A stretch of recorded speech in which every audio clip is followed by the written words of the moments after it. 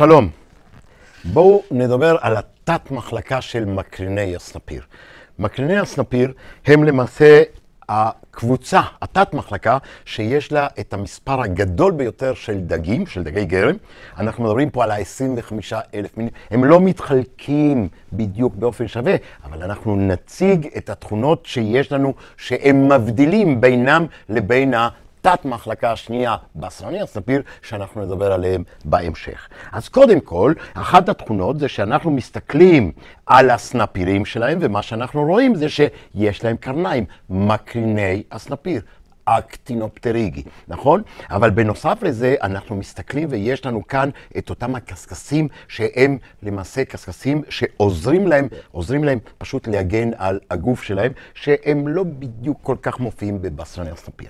אנחנו פשוט נסתכל על כמה מינים יציגים של אותה תת מחלקה, שאנחנו יכולים לחלק אותם לשלוש קבוצות עיקריות, שלוש על סדרות. אנחנו מדברים על סחוס גרמיים, כונדרוסטי, אנחנו מדברים על תמים גרמיים, הולוסטי, ואנחנו מדברים על כליל גרמיים, טליוסטי.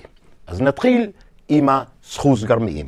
אז מה התכונה הבולטת ביותר שיש לנו בסחוס גרמיים? אחת התכונות הבולטות זה שבעצם אותם העצמות של הגולגולת, עצמות דרמליות, עצמות שנוצרות בעור, הן נשארות ממש בעור, הן נשארות בדרמיס. ואחר כך אנחנו נראה באבולוציה של הדגים, אנחנו נראה שבעצם אותם העצמות האלה שוקות, כמו שאנחנו רואים אחר כך גם אצלנו.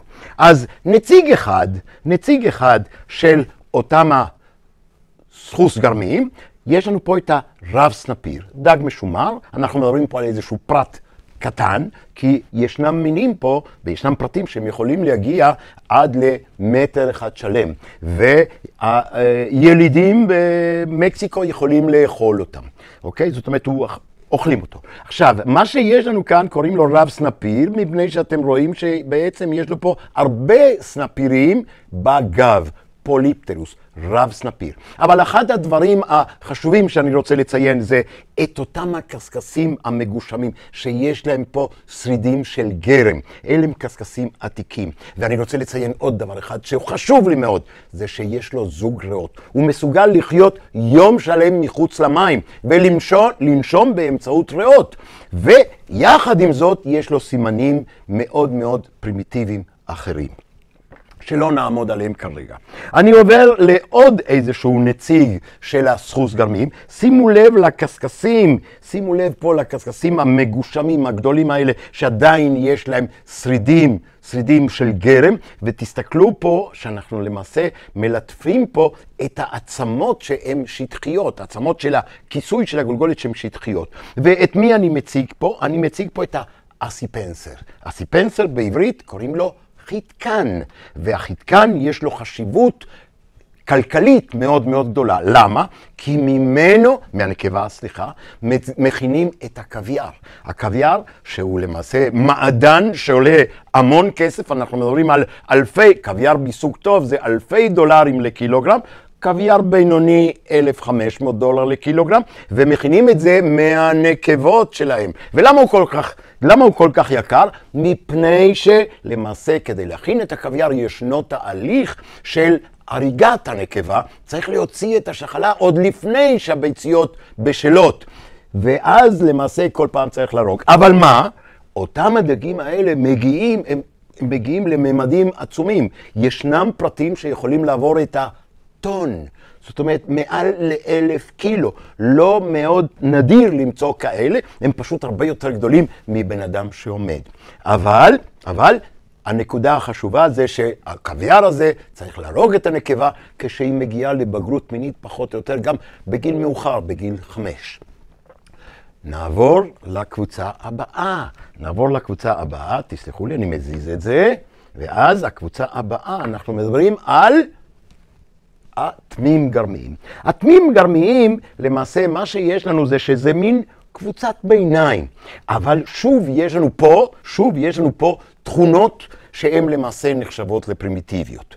הנה שימו לב, עוד הפעם, הקשקשים הם קשקשים מגושמים, לא כמו הקשקשים שאנחנו מכירים, שאנחנו מנקים את המושט במטבח, אלא פשוט מאוד אנחנו מדברים על שרידים של גרם. אנחנו מדברים פה על סימנים אחרים גם, על סימנים אחרים כמו המעי, שזה עוד הפעם נחשב למעי פרימיטיבי וכו', וכמובן מה שיש לנו זה שהעצמות של הגולגולת הם שקעו קצת בתוך האור. זאת אומרת, הם למעשה בדרמיס, הם לא נמצאים ממש בדרמיס, אלא הם קצת שקעו אל מתחת לדרמיס. ואנחנו, מה אנחנו רואים פה? אנחנו רואים אחד מהדגים המאוד מאוד טיפוסיים, שזה הלפיסוסטאוס.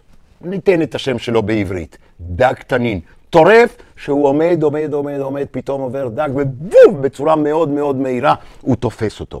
ועוד איזשהו דג, גם מייצג, זה דווקא אמריקאי, הוא חי במים מתוקים, הם כולם דרך אגב חיים במים מתוקים, זאת האמיה.